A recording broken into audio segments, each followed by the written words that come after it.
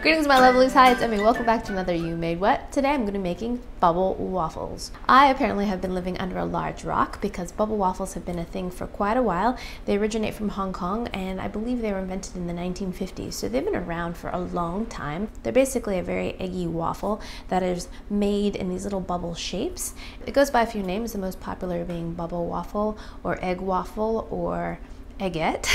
So after reading a little bit about bubble waffles, I thought I could probably do a little hack using my Cakepop maker. And if you like these kind of fun recipes and hacks, be sure to subscribe for more making. All right, let's go in the kitchen and I'll show you how to do it. Okay, into the bowl of your blender, add 3 large eggs, a 1/4 cup of milk, and 2 tablespoons of melted butter. Give that a quick blitz and then we're going to add our dry ingredients. Next, we're going to add 2/3 of a cup of flour, 1 teaspoon of baking powder, 2 tablespoons of cornstarch, and 1/2 cup of granulated sugar. Buzz that up until everything's well combined, and there's your batter. Next, we're going to preheat our Cakepop maker and spray it really well with some cooking spray.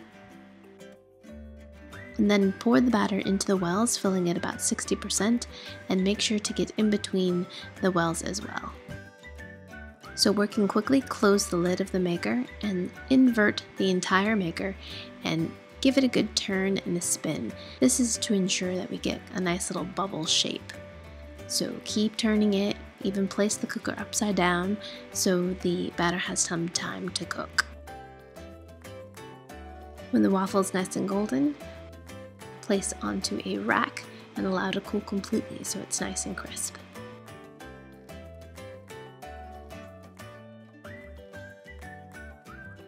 Based on some videos and blog posts that I've read, a good bubble waffle is supposed to be hollow and soft in the inside and crisp on the outside and have a really nice, rich, eggy, custardy flavor. So I got this recipe from a blog called Nom Nom Panda. I should put the link down below, and she also credits where she got it from. And I chose her recipe because it does not include custard powder, which is a really difficult thing to find here in the US. So let's see how these turned out. And indeed, it's hollow. It's like a little bubble. There it is.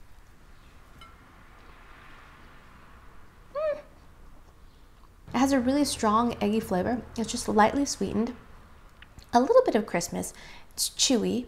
In terms of texture, level of sweetness, and flavor, very reminiscent of something that you would find in a Chinese bakery. Very strong eggy flavors, subtle sweetness. So I think Westerners would have a hard time calling this a dessert because it's so lightly sweetened, but if you rolled this into a cone and added a scoop of ice cream, like some of these shops in New York City have done, then I think this would really appeal to Westerners. All right, let's try the part that's in between the bubbles. This part actually crisped up really nicely. And that tastes just like a fortune cookie. Exactly, in terms of kind of a light butteriness, crispness, and eggy flavor. So I do have a couple tips if you decide to make this with a baby cakes maker.